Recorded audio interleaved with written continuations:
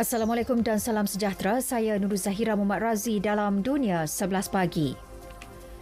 Majlis Keselamatan Pertubuhan Bangsa Bersatu UNSC menggesa semua pihak dalam isu Palestin-Israel mematuhi sepenuhnya perjanjian gencatan senjata.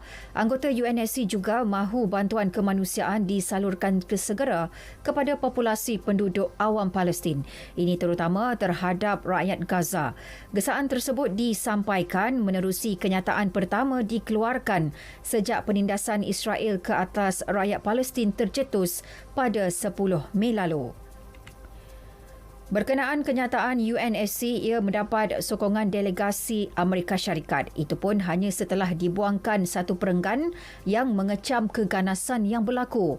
Amerika menolak draft awal yang menyatakan anggota UNSC mengecam sebarang tindakan keganasan terhadap orang awam. Sekaligus kenyataan akhir yang dibawakan oleh China, Norway dan Tunisia hanya menyatakan anggota Majlis Keselamatan berduka cita dengan kehilangan nyawa akibat keganasan.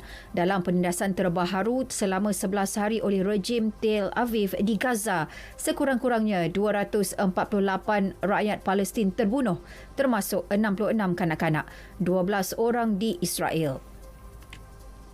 Sementara itu, Parlimen Mauritania meluluskan usul tidak mengikat menggesa supaya Mahkamah Jenayah Antarabangsa ICC mendakwa Israel atas penghapusan kaum. Ahli Parlimen daripada Parti Pemerintah Kesatuan untuk Republik, Mohamed Ul Arzizimi mendedahkan 157 anggota Dewan Nasional sebulat suara menerima resolusi itu. Resolusi menyebut bahawa Parlimen melihat penindasan berterusan rejim Zionis terhadap penduduk Palestin sebagai satu bentuk jenayah penghapusan kaum paling buruk.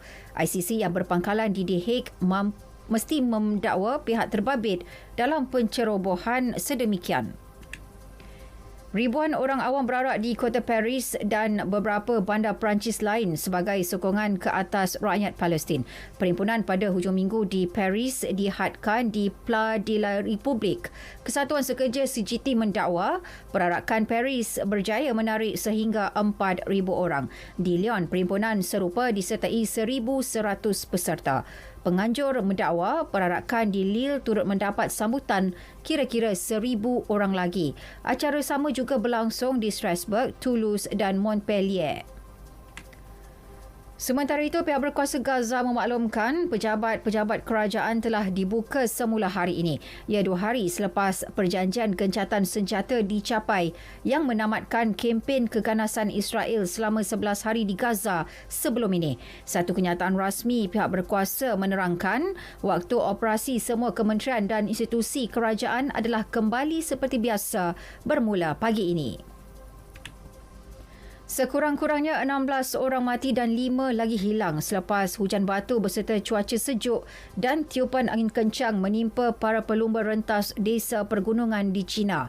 Media Xinhua melaporkan cuaca ekstrim melanda kawasan yang menjadi laluan perlumbaan 100 km itu tengah hari semalam. Ramai peserta mengalami ketidakselesaan fizikal dan kejatuhan suhu badan kesan cuaca berkenaan. Acara larian itu diadakan di hutan batu Sungai Kuning berhampiran Bayan City di barat laut wilayah Gansu. Susulan insiden yang berlaku, lebih 700 anggota penyelamat digerakkan bagi mengesan para pelumba yang hilang. 151 orang selamat. Bola sepak Liga Spanyol, kejuaraan Liga milik Atletico Madrid. Atletico mengalahkan Real Valladolid 2-1 pada aksi terakhir Liga. Pencabar terdekat mereka, Real Madrid, turut menang ke atas Villarreal 2-1. Tetapi ia tiada lagi makna selepas Real akhirnya dipisahkan daripada Atletico dengan perbezaan 2 mata. Ini merupakan kali kedua dalam masa 17 tahun sebuah pasukan selain Barcelona atau Real memenangi La Liga. Kali pertama yang menjuarai Liga juga adalah Atletico bawah bimbingan Diego Simeone pada 2014. Di Jerman pula menyaksikan kelab Werder Bremen terkeluar daripada Bundesliga buat kali pertama dalam tempoh 41 tahun. Bremen kalah di tempat sendiri kepada Borussia 2-4 pada aksi terakhir Liga.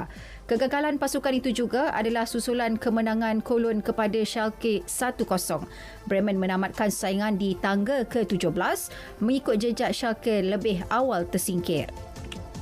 Sekian berita disunting oleh Effendi Haji Abdul Karim dari Pusat Berita RTM. Assalamualaikum dan salam sejahtera.